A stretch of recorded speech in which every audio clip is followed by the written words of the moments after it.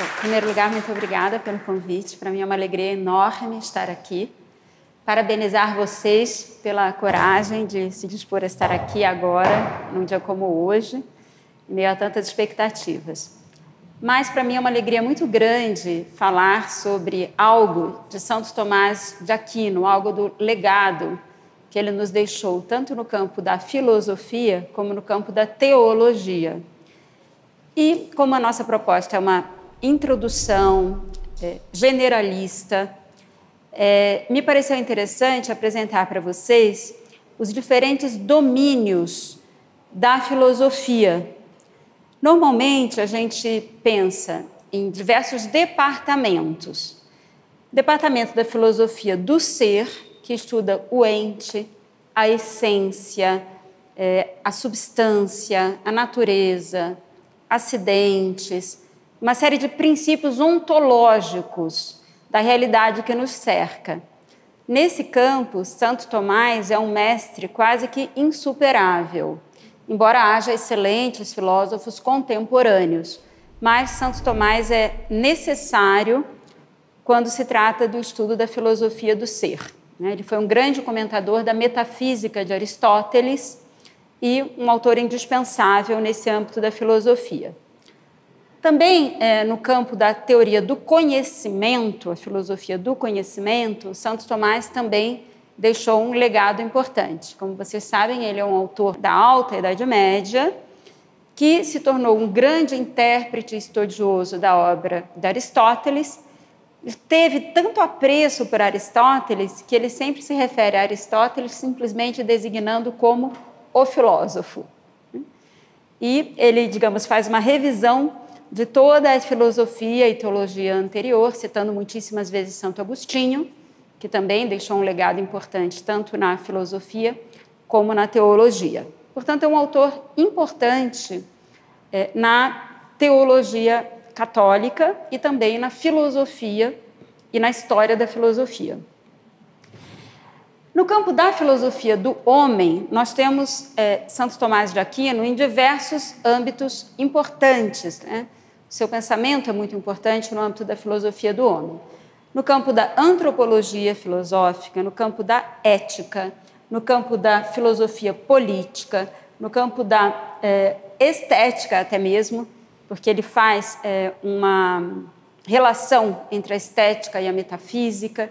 Portanto, é um autor importante, e é um dos autores que se estuda na história da filosofia também. Então, Santo Tomás é uma referência para nós. Eu hoje gostaria de me deter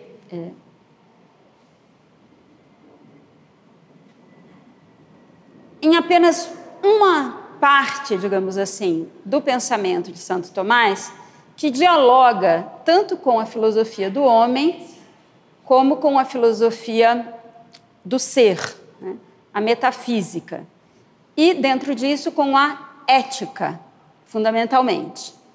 Então, vamos falar aqui de uma espécie assim de quadro geral sobre a natureza humana, a pessoa humana, algo que é próprio do estudo da antropologia filosófica. Então, quem somos nós? Quem é o homem? Santo Tomás se apropriou de tudo o que Aristóteles escreveu sobre a pessoa humana. Não exatamente sobre a pessoa humana, mas sobre o homem enquanto um animal racional. Nós pertencemos ao mundo animal, somos seres vivos, mas temos algumas distinções em relação aos restantes dos animais. Por quê? Porque nós temos duas faculdades especificamente humanas, que são a inteligência e a vontade. Então, o homem é um ser que tem consciência de si mesmo, por meio da sua inteligência, e é um ser que delibera. É um ser que não está preso unicamente ao mundo dos instintos. Então, como é o agir humano? O agir segue o ser. Como é o ser humano? Como que conversam dentro de nós? Tudo que diz respeito ao mundo especificamente animal, Nós temos sentidos externos, visão, audição, tato, paladar. Temos um contato com o mundo exterior através dos nossos sentidos. Ao mesmo tempo, nós distinguimos esses sentidos, a gente evoca através da memória aquilo que a gente absorveu, aquilo que nós sentimos, nós percebemos o mundo ao nosso redor. Então, nós temos a capacidade de armazenar e a capacidade de projetar, de evocar, nós temos memória e nós temos imaginação, mas tudo isso ainda está no âmbito do mundo animal. Além disso, nós temos tendências, medo, fuga, desejo, esperança, audácia, ira, movimentos não voluntários, que não são previamente deliberados. Somos um pouquinho instintivos em muitas das nossas reações. Então, o ser humano, a gente poderia pensar, né, como pensam alguns materialistas, né? Ele é refém da sua biologia. No entanto, nós temos também esse mundo da consciência, esse mundo da inteligência, esse mundo da abstração e o mundo da deliberação, que pode anteceder uma determinada reação instintiva. A gente pode, deliberar, pensar e agir de um modo até contrário aos nossos impulsos imediatos. O ser humano é um animal racional, né? Como dizia Aristóteles. Santo Tomás de Aquino se apropria dessa ideia, mas faz uma análise até mais detalhada, mais profunda. Então, apenas para ilustrar o que eu estou dizendo até agora, eu vou me servir desse quadro, onde a gente apresenta aqui sentidos externos, a sensação, sentidos internos, a nossa memória, a nossa imaginação, o senso comum, a estimativa. Então, estamos aqui no mundo já da percepção. O olho só vê, o ouvido só ouve, o tato apenas toca, mas a gente organiza isso. A gente tem esse senso comum. Mas nós damos um passo além. A gente abstrai daquilo que a gente conhece materialmente, concretamente, imediatamente, e formamos ideias. Ideias que são gerais e que são abstratas. Nós temos aqui cadeiras de plástico, inox. A gente pode ter ali outra cadeira, de madeira ou de ferro. Eu sou capaz de abstrair o que essa cadeira tem em relação ao seu material, em relação ao seu formato. Eu distingo e formo uma ideia. E uma vez que eu formo uma ideia, que eu tenho a inteligência, eu sou capaz de reconhecer qualquer cadeira no universo, ainda que eu não tenha visto nem tido contato com nenhuma outra. Por quê? Porque eu tenho a capacidade de abstrair. E isso é especificamente humano. É o processo intelectual que nos permite, por exemplo, fazer matemática. A gente abstrai dos entes concretos e ficamos com uma ideia, um número. E a partir disso e dos cálculos, nós formulamos hipóteses, leis, construímos. É todo mundo intelectual. Mas esse mundo intelectual, ele existe ao lado do nosso universo moral. Exatamente porque nós somos capazes de abstrair, de conhecer, de formar conceitos, de ler dentro das realidades, nós somos responsáveis pelas decisões que a gente pode tomar. Então vejam como é intrinsecamente unido o universo intelectual do universo moral. A nossa consciência, a nossa capacidade de entender, a nossa capacidade de se abrir a uma verdade, formar conceitos, elaborar juízos, fazer raciocínios discursivos. É isso o que vai me dar combustível para as minhas decisões.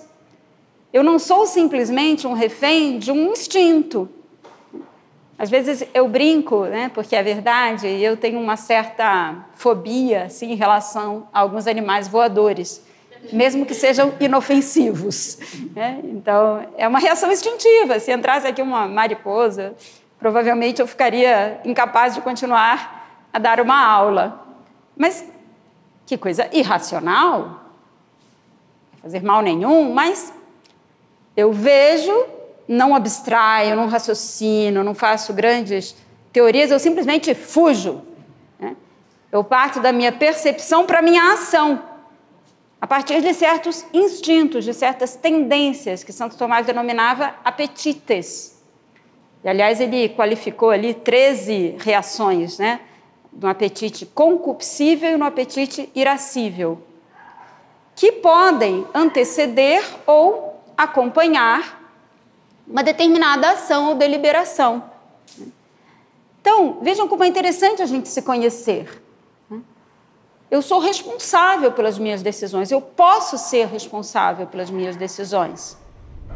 Quanto mais a gente desenvolve a nossa capacidade de reflexão, mais poder a gente acaba tendo sobre o nosso próprio destino. Em grande parte, a gente é, a partir da nossa juventude, aquilo que a gente quer ser. Por quê? Porque eu sou capaz de tomar decisões. E muitas vezes ainda na fase da adolescência. Eu posso decidir se eu quero me dedicar ao estudo ou não quero. Eu posso decidir se eu vou me habituar, né, a, sei lá, perder tempo, né, com qualquer coisa, isso me desfocar daquilo que eu desejaria, daquilo que eu projetaria, e eventualmente posso até adquirir um vício que diminui muito a minha capacidade de decisões futuras. Por exemplo, a gente vê adolescentes, jovens, mulheres, rapazes, que se acostumaram a beber um pouquinho mais do que o desejado, do que aquilo que saudavelmente seria recomendado. Aliás, pouca coisa seria recomendada, mas, independente disso, né, há medidas que ultrapassam absolutamente aquilo que é saudável. Mas é saboroso, é uma delícia. Aquele calor, uma cervejinha, eu pessoalmente aprecio bastante. Né?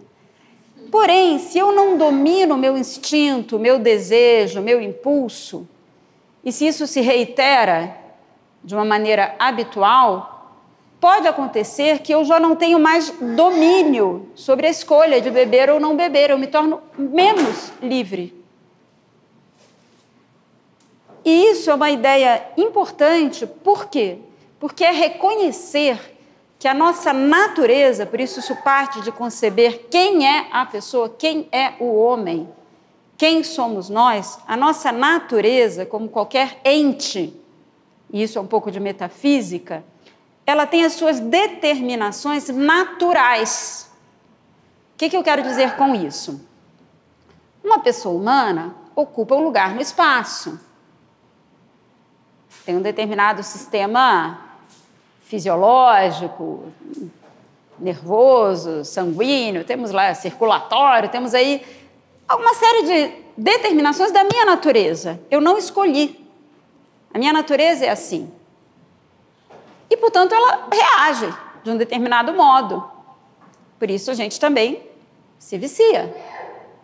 Então, eu adquiro certas tendências que eu não tinha. Mas a minha natureza não se reinventa a cada 2 minutos. Eu não me reinvento a cada 10 minutos. Não. Você adquire tendências que você poderia não adquirir. E é por isso mesmo que nós somos responsáveis pelas escolhas que a gente vai fazendo. Algumas não são muito transcendentes. Outras são muito transcendentes. E a partir de atos que vão se tornando habituais, a gente adquire tendências adquiridas a partir de escolhas. Isso pode comprometer a minha liberdade ou pode alavancar a minha liberdade. Um exemplo que acho que a gente pode facilmente perceber, não sei se algum de vocês aqui, eu já vi que alguns sim, tocam muito bem um instrumento. Né?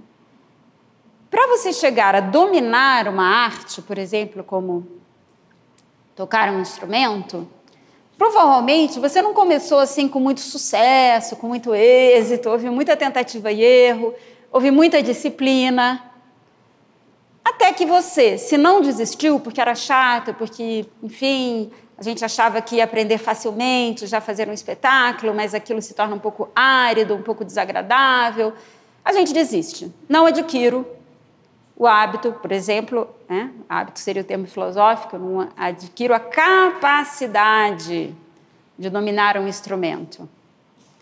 Podem colocar um violão do meu lado. Eu posso tentar ali tocar algumas notas. Eu não conseguirei apresentar uma música melodiosa. Eu não tenho esta capacidade.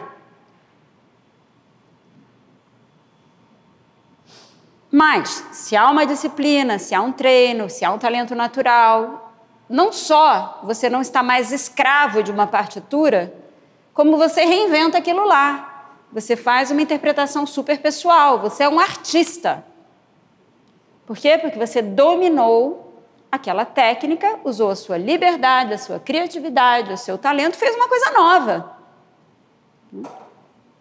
Então, isso é a liberdade que se acrescenta a partir de um ato que se torna um hábito, que se torna uma capacidade, que te dá uma liberdade que você não tinha. Então, o que eu quero dizer? As nossas escolhas tanto podem nos levar a ser menos livres, como podem nos levar a ser mais livres. E o que é a capacidade, né, de aumentar a nossa liberdade? Tem muito a ver com a nossa felicidade.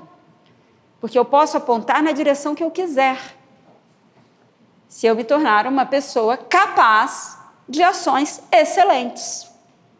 Há pessoas que são capazes de ações excelentes, pessoas virtuosas, pessoas viciadas não são capazes de realizar ações excelentes.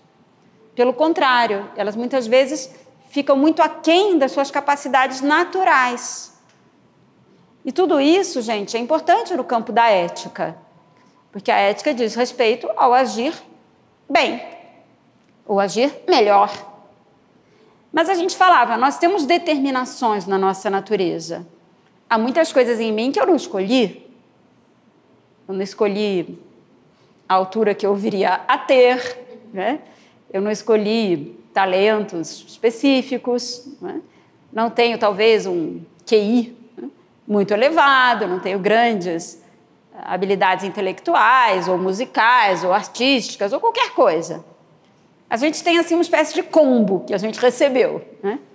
Mas dentro disso a gente pode fazer muita coisa. Mas se eu admito que há uma natureza que me foi dada e que, no entanto, eu tenho um poder de desenvolver, de alavancar, ou, pelo contrário, né, de atrofiar, eu me torno responsável pelo meu destino. E esse é o grande, digamos assim, desafio da pessoa humana. Ela tem um dom, mas ela tem uma tarefa a empreender. E todo o pensamento de Santo Tomás aponta para essa percepção de que o ser humano é um animal racional, ele está chamado a uma felicidade não só no céu, mas aqui nessa terra. Mas a felicidade aqui nessa terra nunca será perfeita, porque nós temos limitações, mas não significa que ela não será felicidade. E a felicidade aqui nessa terra tem muito a ver, na percepção de Santo Tomás, que nesse aspecto é idêntica à de Aristóteles, tem muito a ver com a qualidade das escolhas que a gente faz ao longo da nossa vida. Frase de Aristóteles: o homem feliz age bem. O homem feliz. Então, quando a gente age bem, quando a gente desenvolve as nossas capacidades e a gente aprende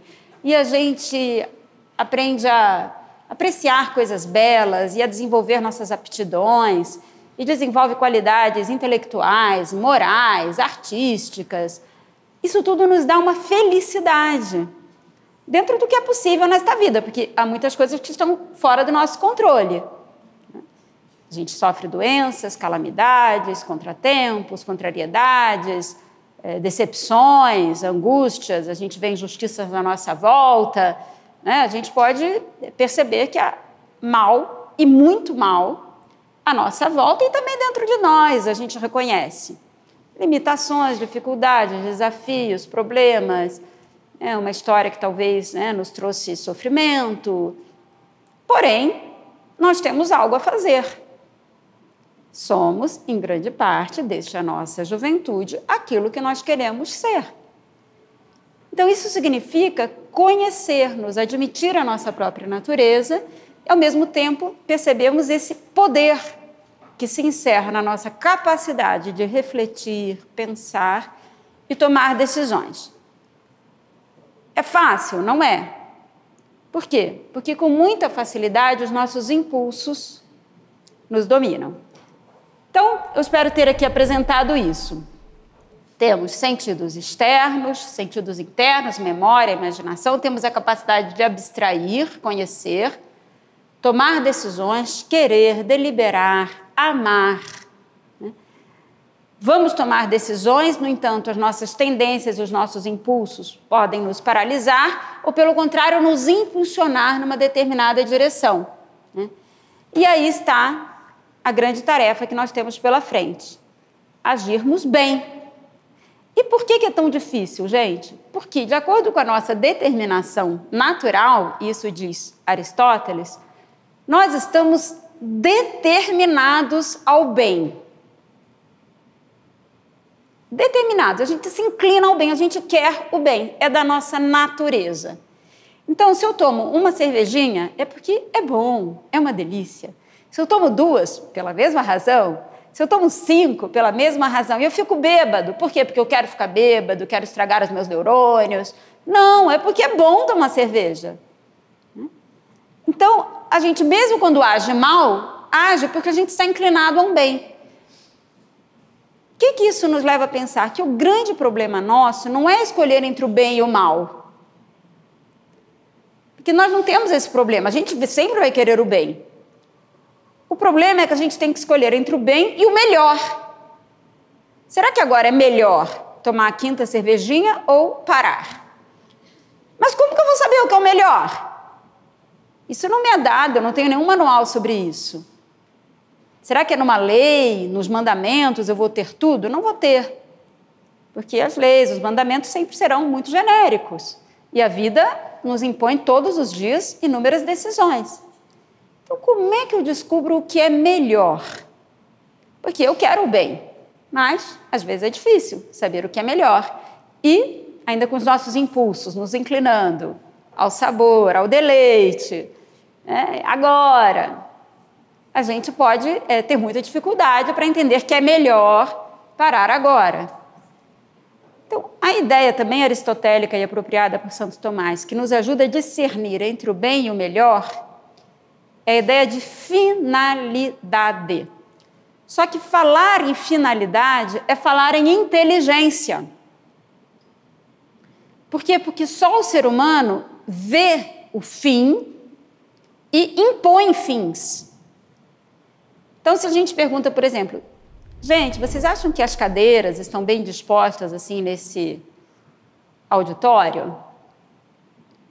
Eu acredito que diremos que sim. Porque estamos aqui tendo uma aula, enfim, para filmagem, está uma boa posição.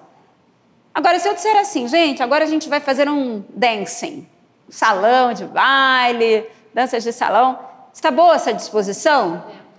Está péssima.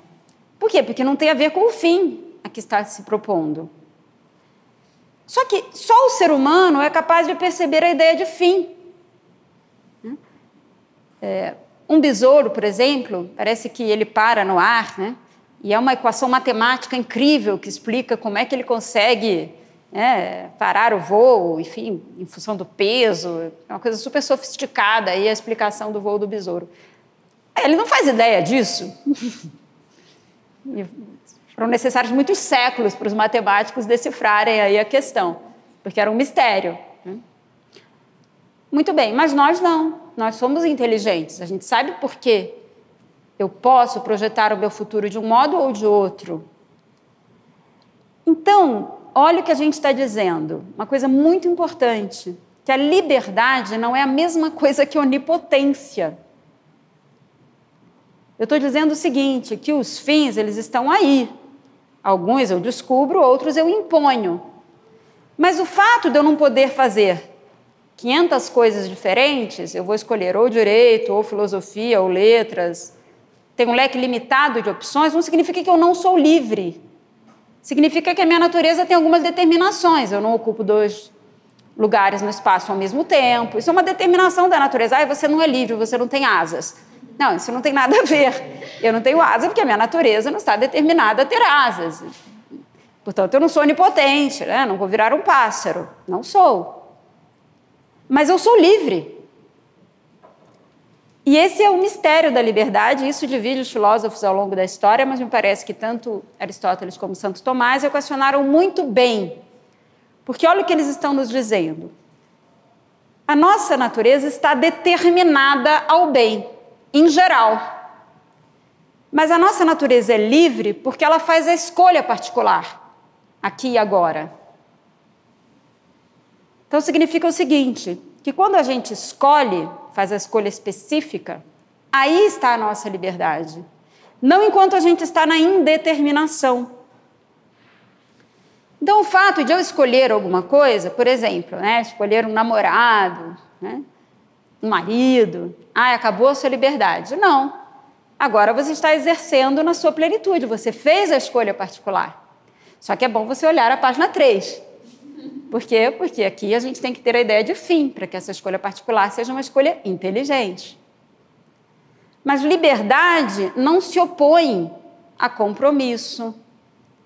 Liberdade não se opõe à limitação, porque isso é a nossa natureza. Então, qual é um dos erros, né, muito frequentes, né, no senso comum contemporâneo? É que a gente é onipotente. Então, eu quero outra coisa, eu viro, né, vou me reinventar. Eu tenho 50 anos, mas agora eu tenho 20. Né? Sou uma mulher livre. Não. Não. É outra coisa que você é. Né? Mas, enfim, continua sendo uma mulher de 50 anos. Por quê? Porque é da natureza. Desculpa um exemplo aqui um pouco jocoso, né, e cruel até.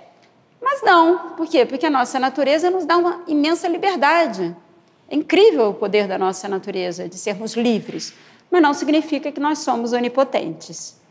São noções distintas. E a liberdade tem conexão com a nossa razão. Porque quando a liberdade perde a conexão com a inteligência e com a razão, o que ela vira? Arbítrio. Ela não tem conexão com um fim. Então, há pessoas que são muito livres. Eu tenho vontade de fazer isso, eu faço. Eu tenho vontade de xingar, eu xingo, porque eu sou livre. Não, você é mal educado, é diferente. Né? Não é isso. Né? A liberdade não é simplesmente o poder de fazer qualquer coisa. Isso tem a ver com a liberdade na sua forma mais indeterminada, que não é realmente livre. Estamos no campo da determinação. Então, vejam, liberdade e determinação parecem coisas contraditórias. O reino da liberdade se opõe ao reino da necessidade. Mas, se nós admitimos que a nossa natureza, enquanto natureza, tem determinações, nós vamos ver que isso não se opõe à faculdade que nós temos de fazer escolhas a partir da razão. E que, de acordo com a qualidade das escolhas que eu fizer, eu serei mais livre e mais feliz se eu fizer escolhas melhores. Então, isso aí é um pouco a percepção aristotélico-tomista da própria natureza humana, da capacidade que o homem tem de se aperfeiçoar e de ser feliz a partir das suas escolhas. Mas Santo Tomás vai dizer muito claramente que felicidade perfeita não existe aqui, só no céu, na bem-aventurança. Então, apenas para a gente fechar, eu queria apresentar mais 2 slides, muito simples. Aliás, não só mais 2, mas 3 ou 4. Aqui, gente, são os nossos impulsos, né, que Santo Tomás menciona e que são muito interessantes. Porque vejam, os nossos apetites, as nossas tendências. Diante de um bem presente, puxa, aquilo me atrai, eu tenho um amor. Diante de um bem ausente, mas previsível, eu tenho desejo. Se eu possuo um determinado bem, eu tenho prazer. Meu copinho de cerveja, aquilo me causa prazer. Eu, gosto, tenho desejo, mas quando eu possuo, é o prazer. Perfeito. Agora, se eu tenho um mal diante de mim presente, aquilo me traz repulsa. Se o mal está ausente, mas vai chegar, eu fujo, é um impulso. Se eu já possuo o mal, eu estou triste, estou angustiado. Então, esses são os nossos apetites diante de bens, presentes ou ausentes, e males. Agora, vamos ver o próximo. O apetite irascível, Agora, no tempo futuro. Diante de um bem existente, eu vou ter esperança, é algo futuro. Ausente, eu vou tentar fazer o possível para evitar, eu vou ser uma pessoa audaz, vou tomar providências. Se eu possuo aquele bem, eu tenho alegria, No futuro, já possuo aqui. Por isso, por exemplo, os cristãos assim, que vivem com profundidade a sua fé, eles já têm a vida eterna, eles já estão felizes aqui. Por quê? Porque eles já possuem aquilo que eles esperam. O mal existente me leva ao desespero, à desesperança, à frustração. Ausente, eu posso ficar paralisado. Um medo paralisante da vontade. E se eu possuo o mal, eu sinto raiva, ira. Tudo isso, gente, são movimentos, apetites, tendências. Portanto, não estão no campo da moralidade, no sentido de que eles não são suscetíveis de um juízo moral. Por quê? Porque não são voluntários. Porém, como nós temos a nossa capacidade intelectual e a nossa capacidade moral, a gente sim pode dominar, digamos assim, direcionar esses impulsos. E a pessoa que consegue ter esse certo autodomínio é a pessoa que é mais consciente, mais responsável, mais virtuosa, mais feliz. Mas isso não é fácil, porque nós, na nossa natureza, temos tudo junto e misturado. Então, a gente às vezes quer algo, mas não consegue, o nosso impulso nos vence, Seja para, um impulso a desistir ou impulso a ser excessivamente irado diante de algo que não exigiria uma reação tão desproporcional, enfim, aí é toda o que também como teólogo Santo Tomás irá propor uma ascese, uma luta, se bem que na teologia tomista sempre contando muito com a graça, uma ajuda sobrenatural. Aqui a gente está no campo da filosofia, não no campo da teologia. Avançando um pouquinho, olha que coisa interessante, gente. Santo Tomás é tão profundo que ele identificou no nosso apetite irascível, essa tendência de impulso, que nos provoca a ira, a audácia, uma virtude que poderia dominar esse apetite irascível, que é a virtude da coragem ou fortaleza. Em relação ao nosso apetite concupiscível, aquilo que nos leva ao desejo, ao deleite, ao prazer, aquilo que nos inclina, talvez, já que eu fiquei nesse exemplo do 5º copo de cerveja, ele vê uma virtude. O que é isso? Uma capacidade moral, uma qualidade de escolher bem, uma virtude bela que se chama temperança. É uma capacidade de equilíbrio que nos leva a moderar esses impulsos. Até porque, quando a gente já está no 5º copo de cerveja, provavelmente a gente até nem aprecia tão bem. É algo tão desordenado que nem prazer me dá. É mais o impulso, a satisfação. Como a gente diz às vezes, eu não estou com fome, eu estou com vontade de comer. Então, talvez o seu corpo não esteja pedindo esse alimento, e é preciso ter essa moderação. Isso nos torna mais equilibrados, nos dá esse autodomínio, essa elegância. Ah, eu estou sentindo uma cólica, uma dor. Bom, o universo não precisa saber disso. Você pode ter um domínio sobre esse impulso de tristeza, angústia, e as pessoas se tornam mais elegantes, mais agradáveis, na medida em que elas desenvolvem essas qualidades, elas alcançam, essas inclinações, elas estão no lugar certo. Não significa dizer que nós temos que ser pessoas apáticas, não. Isso também não é virtude. A gente vê uma injustiça e a gente sente o impulso da ira. Mas não significa que eu tenho que fazer justiça com as próprias mãos. Eu preciso canalizar esse impulso para alguma ação construtiva. E por aí vai. No âmbito da inteligência, a virtude que ordena, que nos faz perceber os fins, que ajuda a escolher os meios adequados, é a virtude da prudência. E, finalmente, no âmbito da vontade, a virtude por excelência e a justiça. São as 4 virtudes cardeais que Santo Tomás vai desenvolver a partir desses apetites e dessas nossas faculdades espirituais, que são a inteligência e a vontade. Isso também vem diretamente do pensamento aristotélico, que, por sua vez, se apoia no pensamento de um filósofo anterior, que foi Platão. Platão, 4 séculos antes de Cristo, foi o primeiro filósofo a identificar e nomear essas 4 virtudes cardeais. Vejam como nós estamos no campo, efetivamente, da filosofia. Entender a pessoa humana, quem nós somos, a nossa natureza. E há um adágio filosófico que diz assim: o agir segue o ser. Nós agimos de acordo com aquilo que nós somos. Só que nós somos um ser em construção.